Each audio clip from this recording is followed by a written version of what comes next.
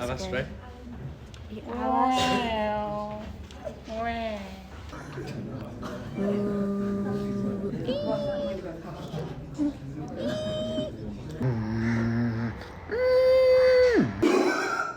yeah do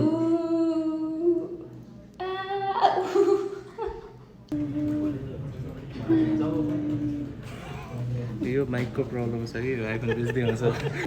time seat भन्नुपर्छ होइन आधी घन्टा त आऊ